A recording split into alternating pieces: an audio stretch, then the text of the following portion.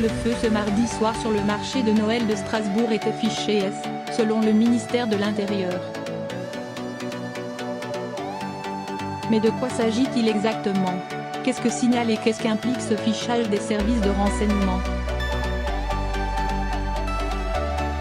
L'homme de 29 ans qui a ouvert le feu sur le marché de Noël de Strasbourg et tué 3 personnes et blessé 12 autres ce mardi soir était connu des services de police et fiché S, pour sûreté de l'État. La fiche ES, outil de surveillance et de contrôle du renseignement français, est l'une des 21 sous-fiches du fichier des personnes recherchées créé en 1969. 16 catégories de fiches ES existent, parmi lesquelles des combattantes djihadistes revenant d'Irak ou de Syrie appartenant à la fiche ES 14, ou encore des activistes d'extrême gauche ou des hooligans. Les chiffres ne renvoient pas à des niveaux de dangerosité, rappelle le site gouvernemental Stop le djihadisme. Gouv.fr, il renvoie à des types de profils, au genre d'informations à recueillir et aux actions à entreprendre lors d'un contrôle par les forces de l'ordre.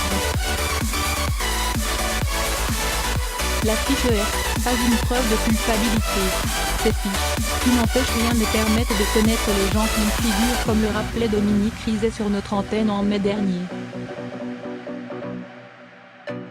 D'une durée de vie de 2 ans, elles permettent de se tenir au courant des déplacements des personnes surveillées.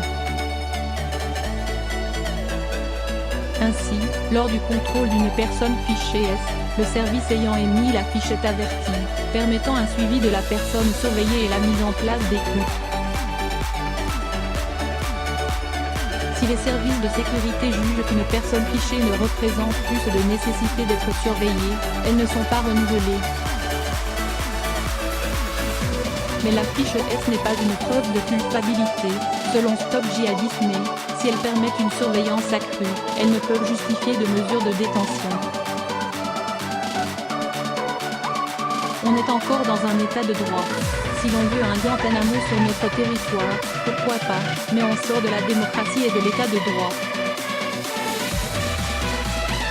Dans un état démocratique, c'est plus compliqué d'anticiper et d'arrêter avant que ne se produise un crime, mais c'est la règle du jeu, estime Michael Trazan, auteur de Une histoire du terrorisme, c'est lundi sur notre antenne.